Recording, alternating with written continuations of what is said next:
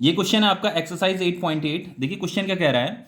Suppose that the electric field amplitude of an electromagnetic wave is E naught is equal to 120 newton per coulomb. ये हमें electric field का amplitude दे रखा है and it's frequency, और ये हमें फ्रीक्वेंसी भी दे रखी है। ठीक है, तो यहाँ पे हमें जो गिवन है वो इलेक्ट्रिक फील्ड का जो एम्पलीट्यूड दे रखा है वो दे रखा है 120 न्यूटन पर कूलम, और ये जो फ्रीक्वेंसी दे रखी है वो दे रखी है 50 मेगा हर्ट्ज।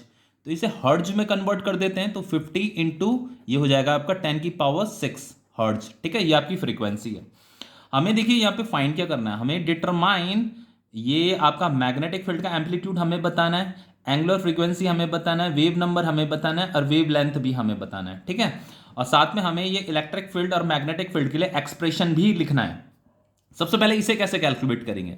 देखो हमें पता है कि जो स्पीड ऑफ इलेक्ट्रोमैग्नेटिक वेव होता है वो इलेक्ट्रिक फील्ड और मैग्नेटिक फील्ड का रेशियो होता है। ठीक है, और ये जो इलेक्ट्रोमैग्नेटिक वेव की जो स्पीड होती है ना वो लाइट की स्पीड के बराबर होती है, जिसे हम सी बोलते हैं। तो सी इज इक्वल टू क्या हो जाएगा, E naught divided by B not.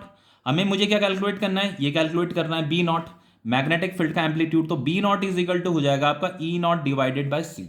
अब हमें जस्ट यहाँ पे वैल्यू पुट करनी है। ठीक है, B naught is equal to E naught दे रखा 120, तो यहाँ पे 120 आ जाएगा डिवाइडेड बाय सी। ये क्या है, इसकी वैल्यू होती है 3 × 10⁸ लाइट की स्पीड। अब ये हो जाएगा आपका, यहाँ पे आ जाएगा 3 4 12, ये 40 आ गया। तो ये बी नॉट कितना आ रहा है आपका 40 इंटू 10⁻⁻8 टेस्ला। लेकिन एनसीईआरटी में पीछे जो आंसर सीट दे रखी है ना वहां पे आंसर आपका नैनो टेस्ला में दे रखा है। ठीक है, तो इसे भी हम नैनो टेस्ला में लिख लेते हैं। एक्चुअल में 1 नैनो टेस्ला जो होता है आपका वो होता है आपका 10⁻⁻9 टेस्ला। ठीक है, तो ऐसे करते हैं, मुझे इसे कन्वर्ट करना है नैनो टेस्ला में। तो आपको क्या करो, इसे डिवाइड कर दो 10⁻⁻9 से, इसे डिवाइड कर दो तो ये नैनो टेस्ला में कन्वर्ट हो जाएगा। क्योंकि 1 नैनो टेस्ला 10⁻⁻9 टेस्ला होता है ना, तो ये जो है 1 नैनो टेस्ला के इक्वल होता है, मतलब ये वाली वैल्यू। इसलिए मैंने यहाँ 10⁻�9 से डिवाइड किया तो नैनो टेस्ला हो जाएगा। तो फाइनली देखो ये हो जाएगा B naught is equal to 40 into ये ऊपर जाएगा, तो जब आप उसे सॉल्व करोगे तो यहाँ पे क्या आएगा 10 आएगा। ठीक है, तो ये बी नॉट कितना हो गया आपका 400 नैनो टेस्ला। तो ये आपका बी नॉट कैलकुलेट हो गया।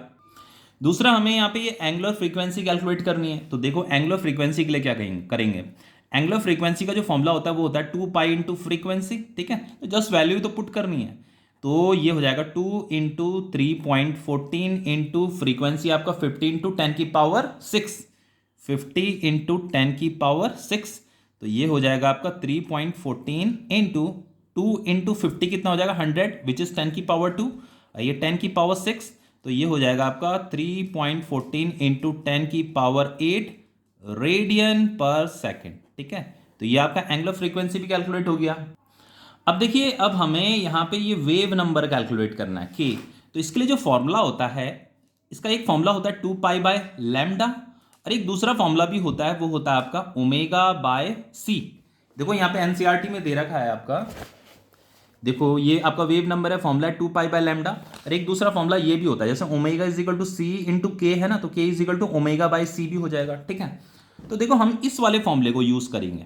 अभी हमारे पास वेवलेंथ नहीं है ना, इसीलिए मैं ये वाला फॉर्मूला यूज कर रहा हूँ। ठीक है, तो यहाँ पे के इज इक्वल टू ओमेगा हमने ये कैलकुलेट किया है, तो इसे यहाँ लिख दीजिए 3.14 इंटू 10⁸ डिवाइडेड बाय सी कितना होता है 3 इंटू 10⁸, ये आपका कट जाएगा। ठीक है, तो इसे जब आप कैंसिल डिवाइड करोगे ना तो यहाँ पे आएगा 1.05 रेडियन पर मीटर। इसका जो एसआई यूनिट होता है वो रेडियन पर मीटर होता है। देखो जो इसका एसआई यूनिट क्या होता है, रेडियन पर सेकंड होता है, और ये सी है मतलब स्पीड ऑफ लाइट, इसका होता है मीटर पर सेकंड। तो सेकंड से सेकंड कट गया, रेडियन पर मीटर होता है इसका एसआई यूनिट। तो यहाँ पे हमारा ये वेव नंबर भी कैलकुलेट हो गया 1.05 रेडियन पर मीटर।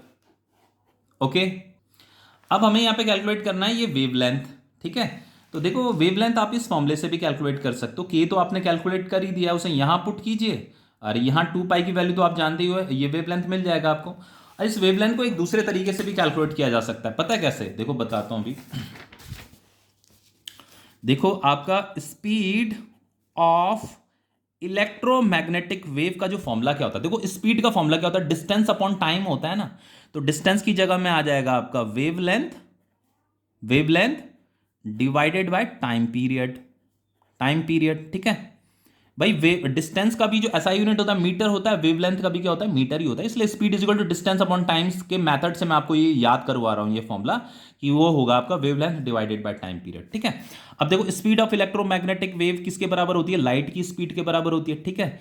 वेवलेंथ को हम बोलते हैं लैम्डा, और ये आपका 1 अपॉन टाइम पीरियड है। 1 अपॉन टाइम पीरियड का मतलब क्या होता है, जो आपका फ्रीक्वेंसी होता है वो 1 अपॉन टाइम पीरियड होता है, तो 1 अपॉन टाइम पीरियड हो जाएगा आपका फ्रीक्वेंसी, ठीक है। तो ये लैम्डा इज इक्वल टू क्या हो गया, सी अपॉन फ्रीक्वेंसी, ओके। तो यहां पे वैल्यू पुट करते हैं, सी है आपका 3 इंटू 10 की पावर 8, फ्रीक्वेंसी हमें गिवन था 15 इंटू 10 की पावर 6। अब देखो इसे कैसे कर सकते हैं, लैम्डा इज इक्वल टू, देखो ये 3 इंटू 10 की पावर 8 है, इसे मैं लिख सकता हूं 300 इंटू 10 की पावर 6 लिख सकता हूं, बिल्कुल लिख सकता हूं। 50 इंटू 10 की पावर 6, तो ये तो कट जाएगा आपका, अब 50 6 कितना होता है, 300 होता है। तो लैम्डा कितना आ रहा है, वेवलेंथ आ रही है आपकी 6 मीटर, ठीक है। अब देखिए हमें ये तो हमने कैलकुलेट कर दिया, अब हमें यहां पे क्या कर रहा है, find expression for electric field and magnetic field के लिए हमें एक्सप्रेशन लिखना है यहां पे। तो कैसे लिखेंगे, देखो सबसे पहली बात देखो बच्चों, ये तो आपको पता ही होगा कि इलेक्ट्रिक फील्ड के लिए जो एक्सप्रेशन होता है वो होता है आपका ई नॉट साइन के एक्स माइनस ओमेगा टी होता है। बस यहीं पे हमें वैल्यू पुट करनी है, के हमने कैलकुलेट कर दिया है, ओमेगा हमने कैलकुलेट कर दिया है, ई नॉट हमने कैलकुलेट कर दिया, ठीक है। और मैग्नेटिक फील्ड के लिए जो एक्सप्रेशन होगा वो होगा बी नॉट साइन के एक्स माइनस ओमेगा टी होगा, ठीक है। अब देखिए यहां पे ये जो x लिखा हुआ है ना मैंने, इस x का मतलब क्या है, यहां पे चाहते तो आप y भी लिख सकते थे, z भी लिख सकते थे, लेकिन मैंने अपने अकॉर्डिंग इक्वेशन बना रखी है ना। तो यहां पे मैंने x लिखा हुआ है, x का मतलब ये है कि जो आपकी इलेक्ट्रोमैग्नेटिक वेव है वो x एक्सिस में प्रोपगेट कर रही है, मतलब ट्रैवल कर रही है, ठीक है।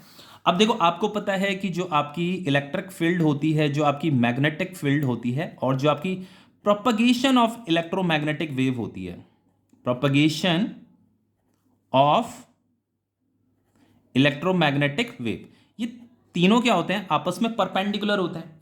तो यहां पे प्रोपगेशन ऑफ इलेक्ट्रोमैग्नेटिक वेव किधर प्रोपगेट कर रही है, आपकी इलेक्ट्रोमैग्नेटिक वेव एक्स एक्सिस में प्रोपगेट कर रही है, ठीक है। ये आपकी एक्स एक्सिस में प्रोपगेट कर रही है, तो ये तीनों की तीनों परपेंडिकुलर होते हैं। इलेक्ट्रिक फील्ड भी किसी ना किसी एक्सिस में क्या कर रही होगी, ऑसिलेट कर रही होगी, मैग्नेटिक फील्ड भी किसी ना किसी एक्सिस में ऑसिलेट कर रही होगी।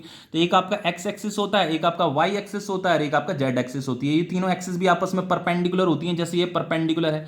तो पक्की बात है ये जो होगा, इन दोनों, ये दोनों के दोनों वाई और जेड में ही होंगी। अगर ये एक्स में है तो ये वाई और जेड में होंगी।